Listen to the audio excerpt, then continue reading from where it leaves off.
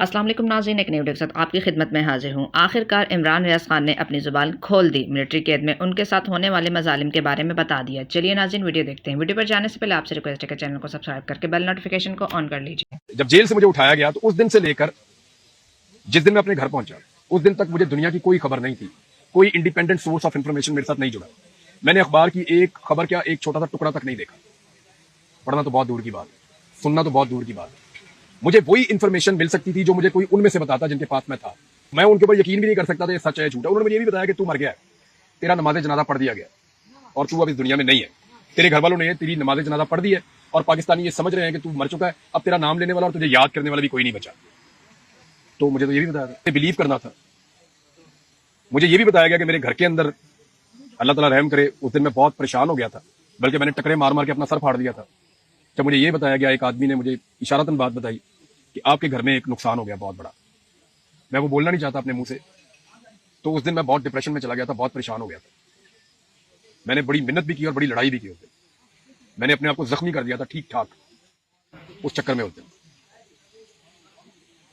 तो आपसे डिमांड क्या थी कि आपको छोड़ दिया जाएगा? ये यार मुझे मुख्तलिफ, यानी एक तो ये कि जैसे बाकी सबके साथ था कि ये कह लो ये कह लो ये कह लो ये कह लो, पॉइंट ऑफ व्यू पसंद नहीं है, ये वाला ठीक नहीं है, वो वाला पॉइंट ऑफ व्यू होना चाहिए। दूसरा, नवाज शरीफ के लिए सपोर्ट मांगते हैं, 3 दफा मांगी मेरे से। मुझे बड़ा अफसोस हुआ, नवाज शरीफ को कैसे सपोर्ट कर सकते। सारे अरसे में कौन सा ऐसा मौका था जहां आपको लगा कि हाँ अब मैं सरेंडर कर देना चाहिए? खाना डालने आता था, उसने मुझे ये कहा था, और डालने आता था का मतलब है डालने ही आता था, खाना देने नहीं आता था। तो वो जो आदमी खाना डालने आता था, वो जगह कैसी थी जहां पे आपको रखा था? बहुत ही गंदी थी यार, तो पूछे ही ना आप। यानी अकेले आदमी की कोई जिंदगी होती है, आपको पिंजरे में बंद कर दे कोई अकेले को और आप बैठे रहे सारा दिन, बल्कि कई दिन बात ही ना करे किसी से, तो आदमी ज़हनी तौर पे पागल हो जाता है। सूरज की रोशनी वगैरह, वो आवाज आती थी जोर की, अब असर की, ऐसे। तो उसमें जो है वो, यानी कुछ ऐसी जगहों पे मैं रह जाऊं तो बिल्कुल सूरज की रोशनी सोच ही नहीं सकते आप। बिल्कुल नीचे तय खाने में, छोटे से पिंजरे में, क्या चीज हिम्मत देती थी? वॉशरूम। अल्लाह रब्बुल इज्जत, देखें अल्लाह ही याद आता है आपको सबसे पहले, और वही याद आना चाहिए आपको उसूलन भी।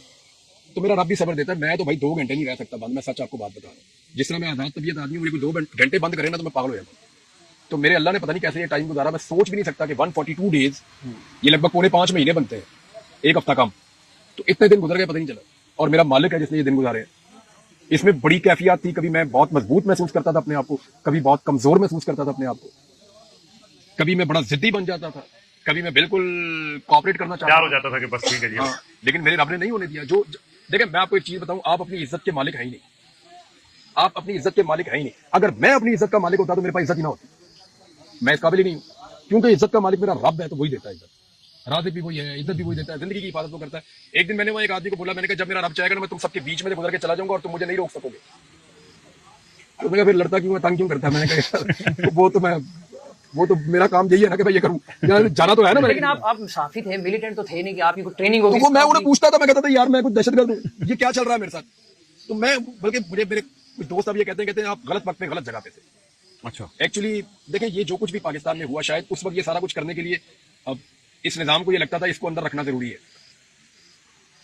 मेरी हालत बड़ी खराब हो गई थी, यानी मुझे दौरे पड़ते थे, मैंने कभी किसी को बताया नहीं। मुझे फिस्ट पड़ते थे, मैं बेहोश हो जाता था, मेरा ब्लड प्रेशर कंट्रोल में नहीं आता था।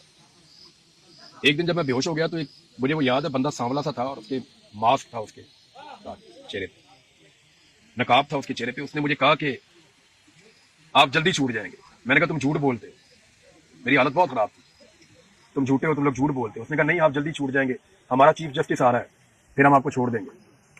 अच्छा, ये नए चीफ जस्टिस आने से पहले की बात जो अब इस टाइम मौजूदा, उनसे पहले उसने मुझे तारीफ दी थी। उसने कहा था कि 17 तारीख को हमारा चीफ जस्टिस आ रहा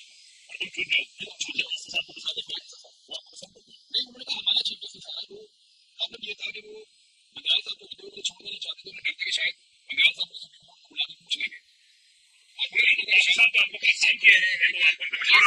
मैं कहता हूं 200 साल उन्हें रहना चाहिए चीफ जस्टिस, जितना उन्होंने मेरे पे एहसान किया। लेकिन बात यह कि काजी साहब ने वाकई साबित किया, उन्होंने मुझे बुलाकर नहीं पूछा कि आप इस मुल्क में सबसे ज्यादा देर तक गायब रहने वाले जर्नलिस्ट हैं। और आपकी ख्वाहिश थी कि वो मुझे बुलाए? आपने मैंने कई दफा कहा कि मुझे बुलाकर पूछे, मैं उन्हें बताऊं कि आपका शुक्रिया क्या हुआ, और उनका शुक्रिया भी अदा करूं। लेकिन वो तो ये कहते हैं कि आपने बाहर आकर बताया ही नहीं कि मैं लापता हो गया बुला था। के पूछने में बता देता हूँ। मैंने तो काजी साहब को कहा कि बुला के पूछे, मैं बता देता हूँ। किसको बताऊं मैं, किसको बताऊं? सेशन कोर्ट में जाके बताऊं? उनकी इतनी जरूरत है? किसको बताऊं? पुलिस के एसएचओ को जाके बताऊं कि तेरे आईजी ने मिलके मुझे गायब करवाया था? वो कार्रवाई करेगा? किसको बताऊं? कहां पे जाके रिपोर्ट लिखवाऊं? मुझे आप बताएं कि जो लोग मुझे उठाकर ले गए थे उनके मुकाबले में कौन से थाने में जाऊं मैं? कोई दर्ज करेगा मुकदमा? वो गोलियां खा के वजीर आजम बैठा हुआ था, मेरा मुकदमा कर दो, मेरा मुकदमा कर दो, नहीं हो रहा था। मजाक है? कादी फायदी साहब चीफ जस्टिस थे तो मुझे बुला लेते, मुझे पूछते क्या हुआ था, मैं बताता, पहले शुक्रिया अदा करता कि जी आपका चीफ जस्टिस बनने का बहुत शुक्रिया, आप बने तो उन्होंने मुझे छोड़ा।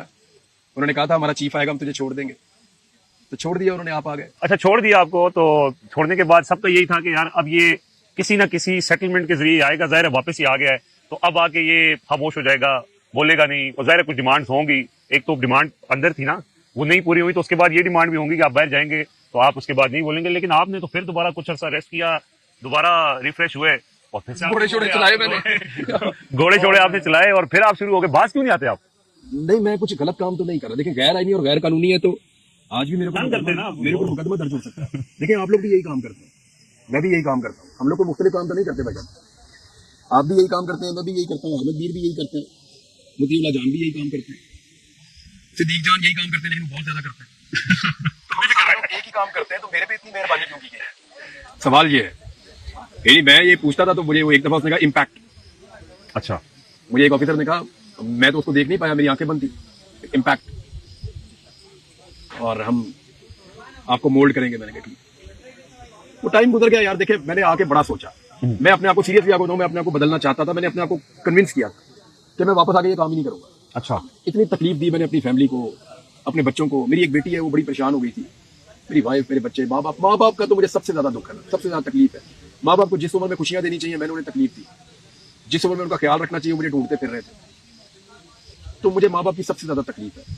तो मैंने बड़ा सोचा था कि मैं ये काम छोड़ के कोई और काम कर लूँ।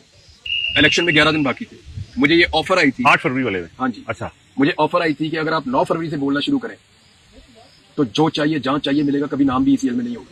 और इतनी बड़ी अमाउंट थी कि मेरे ख्याल में कोई यूट्यूबर 1 साल में नहीं, 3 साल में भी नहीं कमा सकता।